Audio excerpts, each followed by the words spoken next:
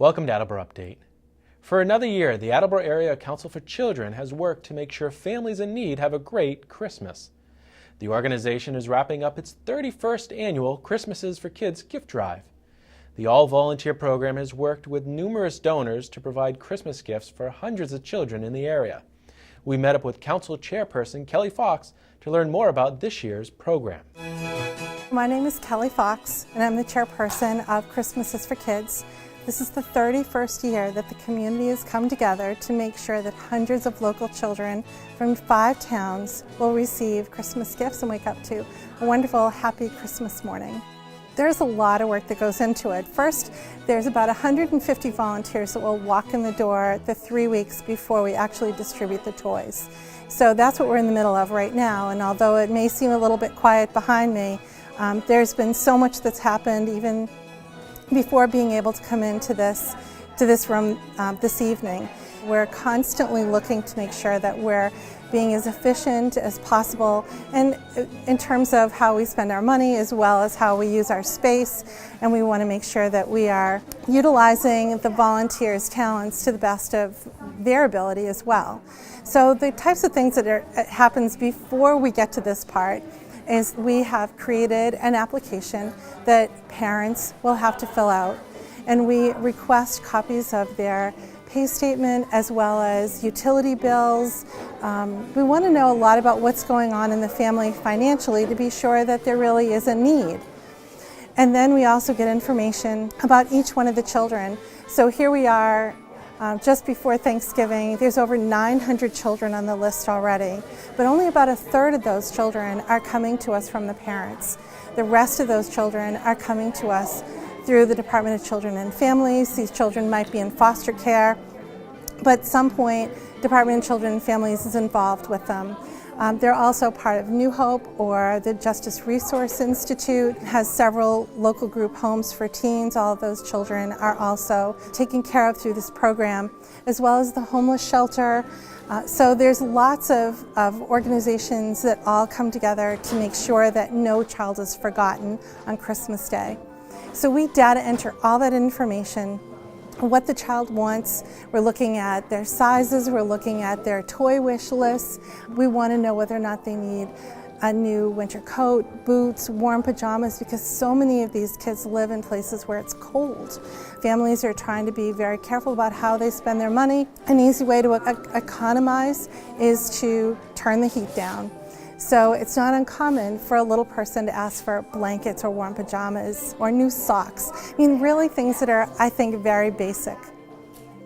So we get everything data entered, we send it over to the newspaper, they very graciously publish it for us, and then, thank goodness, the phones start to ring, which is happening in another room. And we need for people to continue to call us so that we can match up donors to the children. My name's Nate Tellier. I got involved freshman year in this program because my brother, he's in college now. He got involved with this. He thought it was a good idea because it helps a lot of kids.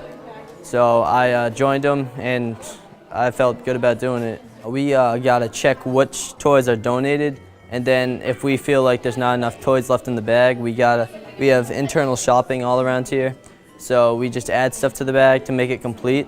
Once we feel like there's enough toys for the kids to open on Christmas Day, we just complete the bag and then we put it all around this place. By the end of Christmases for Kids, this whole place is filled up with bags. My name is Kathy Wallace. I'm one of the volunteers here at Christmases for Kids. I'm also on the board of the Attleboro Council for Children. I got involved in this because I actually knew someone who was a recipient of Christmases for Kids many years ago, and I saw the impact that it had on her family and how much it made the holidays better for her to be able to provide for her children. So once I watched how much benefit this program gave to families in need, I called, and the first couple of years I was a sponsor. I just donated and sponsored a couple of kids, and then I started volunteering, and now I'm on the board. I'd love to thank all the volunteers that come in here to help make this happen. The people that have donated financially, donated toys, donated clothes, sponsored children. You know, it takes a community to really make this happen and help people out in need. And we had a little bit of a dip last year, just a little bit, but this year we're way ahead of where we were, over 100 children more right now than we finished with last year. And those numbers are definitely coming from the social service agencies. So these are children that more than likely will not be waking up at home on Christmas morning. We are about halfway through matching the 900 plus kids that need to be matched up. But companies like Attleboro Jewelry Makers, like Sensata, like New York Life, and I know I'm going to miss so many, but there's lots of companies that their employees have come forward, the Rotary Club, the Attleboro City Hall, the local churches. There's a whole bunch more people that donate, and there's a lot more kids. It's just become more popular as the years go on. For high school students, get into these because colleges really like it. But for older high school students, it's just a good thing to do. I think as a volunteer, it's really nice to spend some time giving back. I get a lot of satisfaction out of picking out the toys. You know, for instance, a lot of people give to toy drives where they just drop a toy in a bin.